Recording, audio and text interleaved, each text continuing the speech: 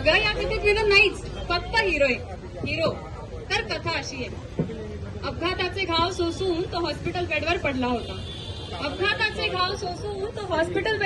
होता. कोमाच्या त्या काळोख्यात तो शेवटचे श्वास मोजत होता.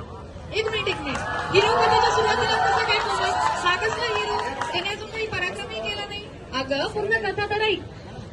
तर दूर पुण्या एका गावात रामू मेहनत करीत होता. कुटुंबाची जबाबदारी खांद्यावरती पेलत होता. अरे आता हा रामू कोण आणि त्याचा या कथेशी काय संबंध? आपल्याला धीर धर, कळेल, सगळं कळेल. एका दिवशी अचानक रामू उन्हात कोसळला. तातडीने त्याला रुग्णालयात दाखल केलं. तातडीने त्याला रुग्णालयात भरती केलं.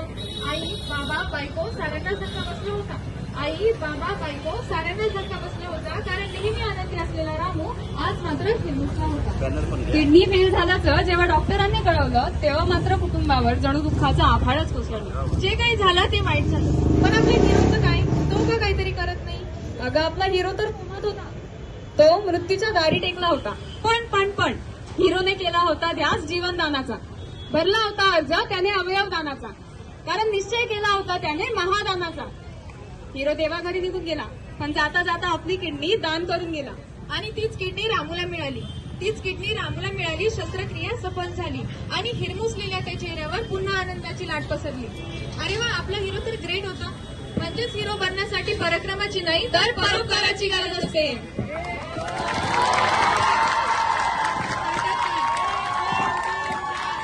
डॉक्टर नाटककार 5 6 7 8 एकच मंत्र करा पाठ. 5 6 7 8 एकच मंत्र करा पाठ.